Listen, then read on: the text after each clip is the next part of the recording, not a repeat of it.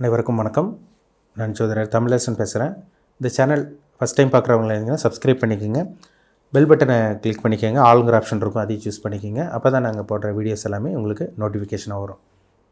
இன்றைக்கி நம்ம இந்த பதிவில் பார்க்க போகிற தலைப்பு நட்சத்திர பலன்கள். நட்சத்திர பலன்கள் பற்றி தான் நம்ம பார்க்க போகிறோம். அந்த வரிசையில் விசாக நட்சத்திரம். விசாக நட்சத்திரக்காரங்களோட வாழ்க்கை எப்படி இருக்கும், விசாக நட்சத்திரக்காரங்களோட கேரக்டர் எப்படி இருக்கும், என்னென்ன பிளானட்டோட தசாபுத்தி போகும், என்னென்ன கிரகங்களோட தசாபுத்தி போகும், என்ன தெய்வத்தை வழங்கினா ஒரு சிறப்பான பலன் கிடைக்கும், அது என்ன தெய்வங்கள் வழிபடலாம், எல்லாமே நம்ம இந்த பதிவில் தெளிவாக பார்த்துடலாம். விசாக நட்சத்திரம். விசாக நட்சத்திரம் வந்து பார்த்திங்கன்னா உடைபட்ட நட்சத்திரம். அது வந்து பார்த்திங்கன்னா விசாகம்ங்கிறதுனாலே குருவோட நட்சத்திரம். விசாக நட்சத்திரம் எங்கே இருக்கும்? துலாம் ராசியில் இருக்கும். ஒரு பாதம் வந்து பார்த்திங்கன்னா விருச்சிக ராசிலையும் வந்துடும். விசாக நட்சத்திரம் 1, 2, 3 இந்த 3 பாதங்கள் வந்து பார்த்திங்கன்னா துலாம் ராசியில் இருக்கும். விசாக நட்சத்திரம் 4ஆம் பாதம் வந்து பார்த்திங்கன்னா உங்களுக்கு விருச்சிக ராசிக்கு வந்துடும். பொதுவாகவே விசாக நட்சத்திரக்காரங்களோட குணம் எப்படி இருக்குன்னு பார்த்திங்கன்னா அது குருவினோட நட்சத்திரம். அந்த நட்சத்திரத்தில் ஜனனம் எடுத்தவங்க எல்லாருமே பார்த்திங்கன்னா விசாக நட்சத்திரத்தில் பிறந்தவங்களுக்கு எல்லாமே ஒரு நல்ல கேரக்டர் இருக்குங்க. அவங்கக்கிட்ட நல்ல குணம் இருக்குன்னு சொல்லலாம். ஆன்மீக எண்ணம், யாரை நம்புகிறாங்களோ இல்லையோ தெய்வத்தை நம்புவாங்க, சாமி நம்புவாங்க, தெய்வ வழிபாடு பண்ணுவாங்க, அதில் சந்தேகமே கிடையாது. ஏன்னா விசாகங்கிற குருவோடைய நட்சத்திரம். இப்போ பூமியை விட பெரிய பிளானட் வந்து குரு தான். எல்லாத்தையும் தெரிஞ்சு வச்சுருப்பாங்க. உலகத்தையும் அறிஞ்சவங்க தான் விசாக நட்சத்திரக்காரங்க. இது படித்தவங்க படிக்காதவங்கனால கணக்கே கிடையாதுங்க. எல்லாத்தையும் தெரிஞ்சிருப்பாங்க, எல்லாத்தையும் கற்றுக்கணும்னு நினைப்பாங்க. ஏன்னா குருவுடைய நட்சத்திரம். அன்பு பாசம் இவங்ககிட்ட ஜாஸ்தி, அதிகமாகவே இருக்கும். அன்பு பாசத்துக்கு கட்டுப்பட்டவங்களாக இருப்பாங்க. ஒரு சில பேர் ஏமாளின்னு சொல்லலாம். விசாக நட்சத்திரக்காரங்க வந்து பார்த்திங்கன்னா ஒரு சில இடத்துல விவரமாக இருப்பாங்க, ஒரு சில இடத்துல ஏமாந்து போவாங்க, ஒரு சில இடத்துல தெரிஞ்சே ஏமாந்து போவாங்க. அதுதான் உங்களோட வீக்னஸ்ஸே. நிறைய பேர் இவங்களை ஏமாற்றுவாங்க. விசாக நட்சத்திரம் ஏன்னா இறக்க உணவு உங்களுக்கு ஜாஸ்தியாக இருக்கும். சரி பரவாயில்ல சரி போனால் போட்டு அப்படின்னு விட்டுட்டு போயிட்டே இருப்பாங்க. அது ஒரு குணம் இவங்ககிட்ட இருக்குங்க. எதாக இருந்தாலும் பார்த்துக்கலாம், அடுத்தவங்களுக்கு உதவி செஞ்சு நம்ம நல்லா இருக்கணும், அடுத்தவங்களுக்கு உதவி செய்யணும். ஒரு சில பேரில் கையில் காசு கொடுக்கலன்னா அவங்களுக்கு வர வேண்டிய பணம் வரலைன்னா விட்டுட்டு போயிட்டே இருப்பாங்க. அந்த குணம் அவங்ககிட்ட இருக்கும். இந்த பழி வாங்குற குணம் கண்டிப்பாக அவங்ககிட்ட இருக்கவே இருக்காது. ஒரு சில நட்சத்திரத்துக்குலாம் பழி வாங்குற குணம் இருக்கும். அவங்கள விடவே கூடாது, அவங்க சும்மா விடக்கூடாதுன்னு நினைப்பாங்க. இந்த நட்சத்திரக்காரனுக்கு அந்த அளவுக்கு அந்த குணமே இருக்காதுங்க. கண்டிப்பாக நல்ல கேரக்டர், நல்ல குணம் இருக்கும் அவங்ககிட்ட. ஆனால் கோவப்பட்டால் கோவம் வந்த மாதிரி இருக்கும் அவங்ககிட்ட. ஆனால் விசாகங்கிறது வந்து பார்த்திங்கன்னா ராட்சச கணம் உள்ள நட்சத்திரம். ராட்சச குணம் கிடையாது, கணம்னு சொல்லுவாங்க. டக்கு டக்குன்னு கோபம் வந்துடும் உங்களுக்கு. இப்போது இந்த நட்சத்திரக்காரங்களுக்கு வந்து பார்த்திங்கன்னா பிறக்கும் போதே வந்து இவங்க குருதசையில் தான் இருப்பாங்க, ஜனனமாவாங்க. அந்த குருதசை தான் பிறக்கும் போது குருதசை தான். குரு வந்து பாருங்கள் 16 வருஷம் திசை நடத்தும். கிட்டத்தட்ட அது எத்தனாம் பாதத்தில் பிறந்தீங்களோ அதுக்கு தகுந்த மாதிரி இருக்கும். ஏன்னா date of birth, time, place of birth ரொம்ப முக்கியம். பிறந்த தேதி, மாதம், வருடம் ரொம்ப முக்கியம். இப்போ என்ன நட்சத்திர பாதத்தில் பிறந்தீங்களோ அதுக்கு தகுந்த மாதிரி அடுத்த திசை வரும். 2ஆவது வரக்கூடிய சனி திசை பாருங்கள், பெரிய அளவுக்கு ஒரு சில விசாக நட்சத்திரக்காரங்க யோகத்தை பண்ணுறதில்ல. சனி திசையில் சின்ன வயசுலேயே பாருங்கள் ஒரு சில பேர் படிப்புக்கு எடுத்து விட்ருவோம். இந்த சனி திசையில் அது சனி 4ஆம் இடத்துலலாம் இருந்துச்சுன்னா சுத்தம் அவ்வளோதான், சொல்லவே தேவையில்லை. சனி 4ஆம் இடத்துலேருந்து அம்மாவோட ஆரோக்கியத்தை கெடுக்கும், படிப்புக்கு எடுத்து விட்ரும். ஸ்கூல் லைஃபே ஒரு சில பேர் வந்து தாண்ட மாட்டாங்க, +2 கூட தாண்ட மாட்டாங்க. ஒரு சில பேர் 10th முடிஞ்சிடும், ஒரு சில பேர் 6th 7th முடியும் விசாக நட்சத்திரக்காரங்க. அந்த சனி நல்ல ஜாதகத்தில் நல்ல யோகமான ஒரு அம்சமாக இருந்துச்சுன்னா, கூட நல்ல கிரகங்களோடு சேர்ந்துச்சுன்னா நல்ல உங்களுக்கு படிப்பு அந்த சனி திசையில் கொடுத்துரும்.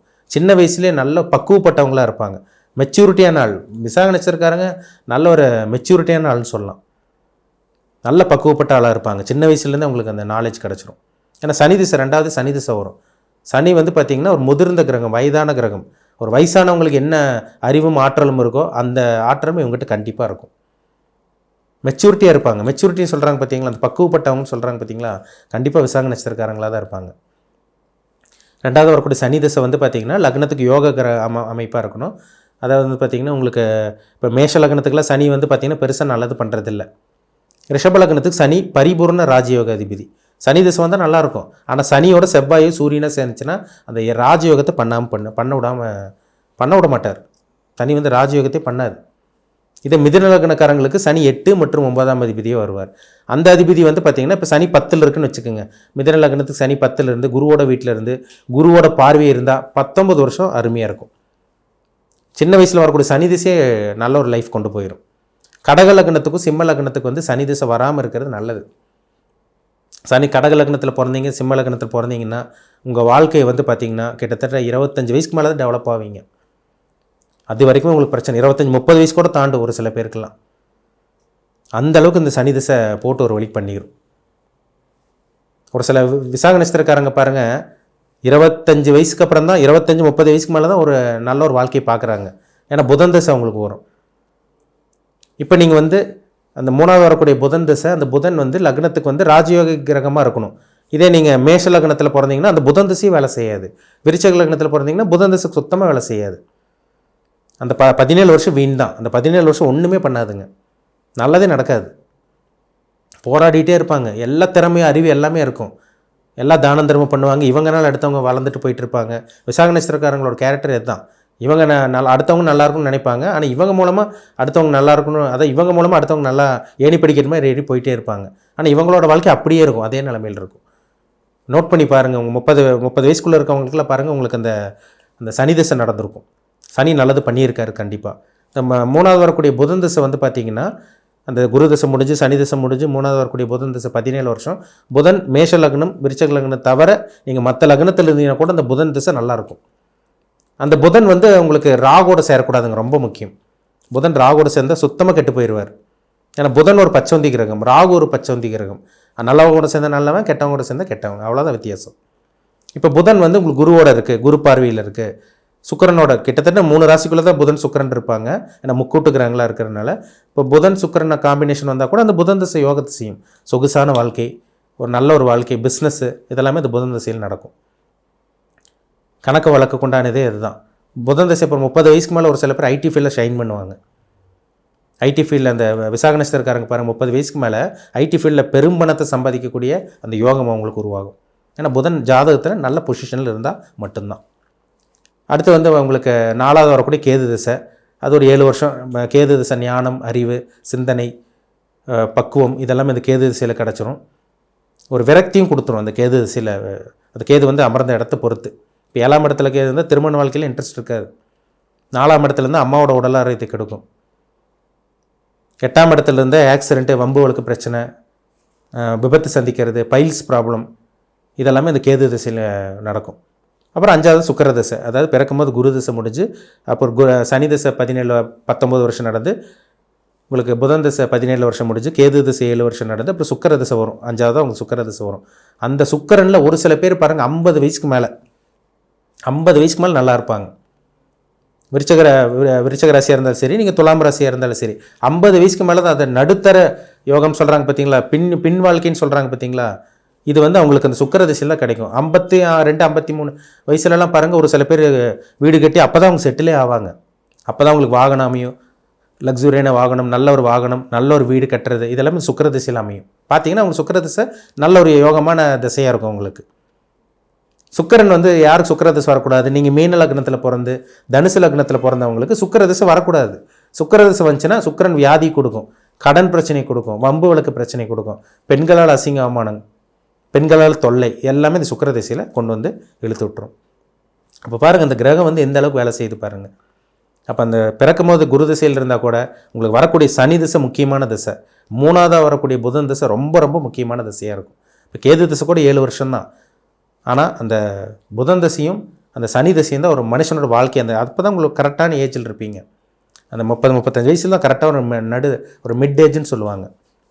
50 வயசுக்கு மேலே வரக்கூடிய சுக்கிர திசை நல்லா இல்லைன்னா அந்த சுக்கிர திசையும் உங்களுக்கு கிட்டத்தட்ட அது 20 வருஷம் ஒன்றுமே பண்ணாதுங்க.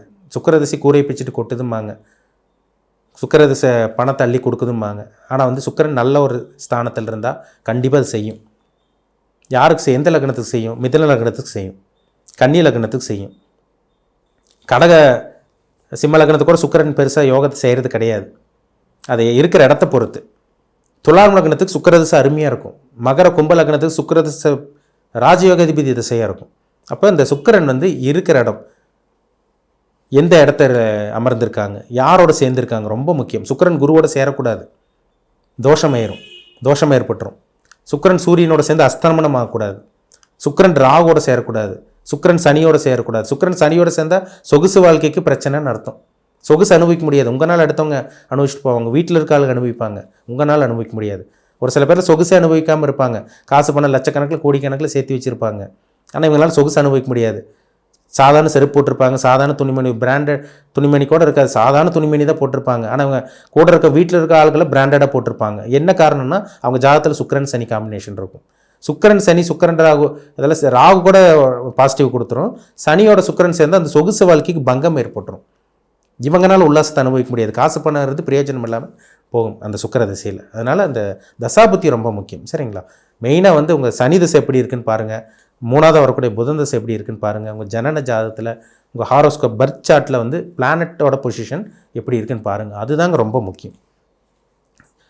நிறைய பேர் வந்து வணங்க வேண்டிய தெய்வம் என்னங்க சார்னு கேட்குறீங்க. விசாக நட்சத்திரத்துக்கு உண்டான அதிபதி யாருன்னு பார்த்தீங்கன்னா குரு.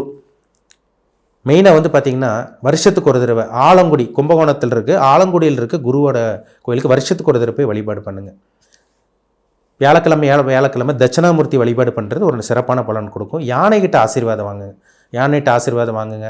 யானை பாகன்ட்ட யானைக்கு என்ன பிடிச்சமான உணவுன்னு கேட்டு அதுக்கு உண்டான நீங்கள் பணமோ இல்லை பொருளோ பணமோ இல்லை அந்த பொருளோ நீங்கள் வாங்கி கொடுக்கலாம். சரிங்களா? யானைகிட்ட ஆசீர்வாதம் வாங்குறது விசாக நட்சத்திரக்காரங்களுக்கு சிறப்பு. ஏன்னா உங்கள் ராசி அதிபதியை வந்து பார்த்திங்கன்னா உங்கள் நட்சத்திர அதிபதி குருவோட நட்சத்திரம். குருங்கிறது பூமியோட பெரிய கிரகம், ஒரு குண்டான கிரகம். அப்போ யானைகிட்ட ஆசீர்வாதம் வாங்குறது உங்களுக்கு ஒரு நல்ல பலனை ஏற்படுத்தி கொடுக்கும். தட்சிணாமூர்த்தி வழிபாடு, குருவினுடைய வழிபாடு, அதை வந்து பார்த்திங்கன்னா ஆலங்குடி குருவோட வழிபாடு, இதெல்லாம் வருஷத்துக்கு ஒரு தடவை பண்ணுங்கள், ரொம்ப ஒரு நல்ல பலன் கொடுக்கும். வாரத்தை வந்து பார்த்திங்கன்னா வியாழக்கிழமை தட்சிணாமூர்த்தி வழிபாடு பண்ணுறதும், தட்சிணாமூர்த்திக்கு வந்து கொண்டக்கல்ல மாலை அனுபவிக்கிறதும் ஒரு நல்ல பலனை உங்களுக்கு கொடுக்கும். அதில் சந்தேகமே கிடையாது. நல்ல ஒரு அமைப்பாக இருக்கும்னு சொல்லிடலாம். சரிங்களா? உங்கள் தனிப்பட்ட ஜாதகத்தில் என்ன தசாபுத்தி போகுதுன்னு பாருங்கள், ரொம்ப முக்கியம். இந்த ஜாதகத்தில் நடக்கக்கூடிய தசாபுத்தி தான் ஒரு மனுஷனோட சம்பவங்களை, வாழ்க்கையில் நடக்கக்கூடிய அந்த கொடுப்பினை அந்த தீர்மானிக்கும். சரிங்களா? மீண்டும் அடுத்த பதிவில் சந்திக்கும் வரை உங்களிடமிருந்து விடைபெறுவது உங்கள் ஜோதிடர் தமிழரசன். அந்த சேனல் பிடிச்சிருந்தால் உங்கள் நண்பருக்கு உறவினருக்கு ஷேர் பண்ணுங்கள், லைக் பண்ணுங்கள், சப்ஸ்கிரைப் பண்ணுங்கள், பெல் பட்டனை கிளிக் பண்ணிக்கோங்க, ஆளுங்கிற ஆப்ஷன் இருக்கும், சூஸ் பண்ணிக்கோங்க. அப்போ தான் நாங்கள் போடுற பதிவுகள் எல்லாமே உங்களை வந்து சேரும். நன்றி, வணக்கம்.